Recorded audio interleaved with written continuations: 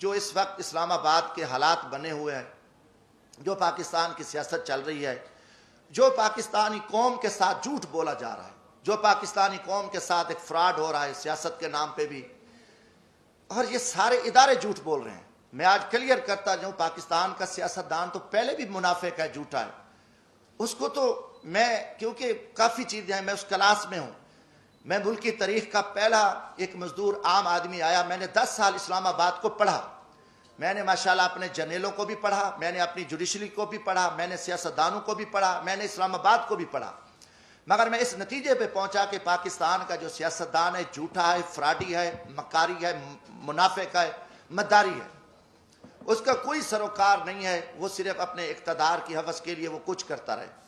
پھر اس کے ساتھ ساتھ ہمارے جو جوڈیشری ادارے ہیں، یہ بھی ٹوٹل جھوٹ اور فراڈ پہ مبنی ہے، انہوں نے بھی کوئی قوم کو کچھ نہیں دیا، یہ سارا ایک جھوٹا نظام چل رہا ہے، اور پاکستانی قوم کو 75 سال سے میں کہوں گا کہ انہوں نے اندھیرے میں رکھا ہے، اور نہ یہاں قانون ہے، یہاں نہ کوئی آئین ہے، نہ کوئی نظام ہے۔ جیسے ایک جنگل میں طاقتور جانور کمزور کو کاٹتا ہے اور یہ سلسلہ چلتا رہتا ہے ایک جنگل کا، پاکستان میں بھی ایک جنگل کا نظام ہے۔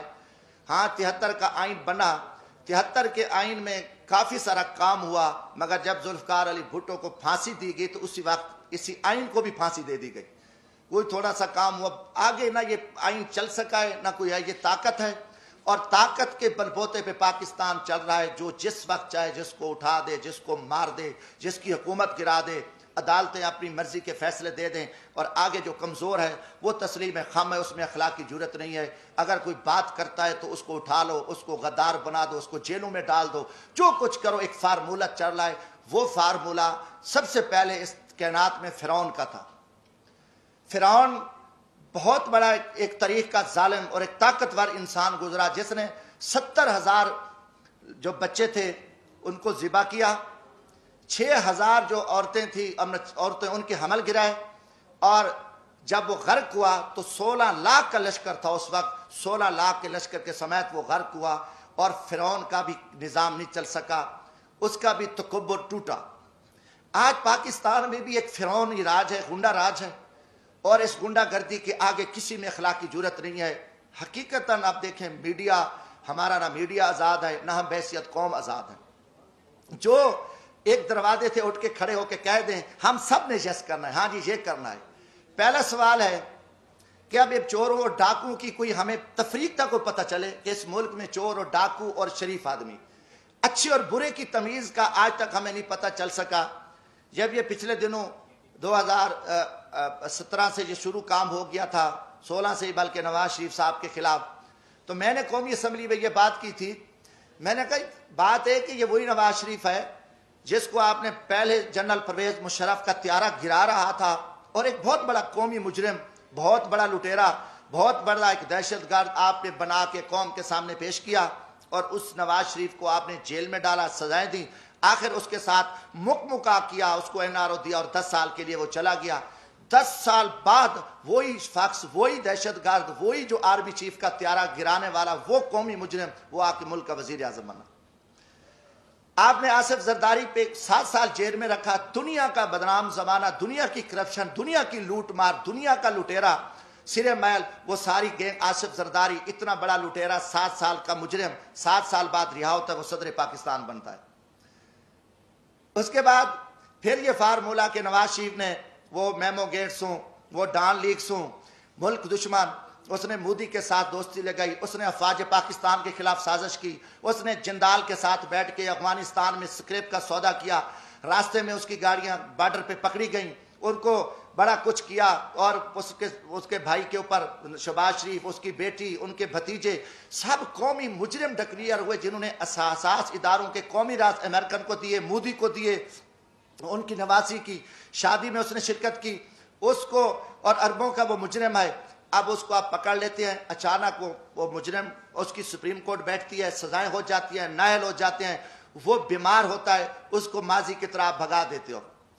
اب ان کے پورے وزیر مشیر، آپ دیکھیں گے شہباز شریف ضمانت پہ، وزیر داخلہ جو رانا ثناء اللہ صاحب ہے، اس کو کس نے پکڑا؟ اے این ایف نے۔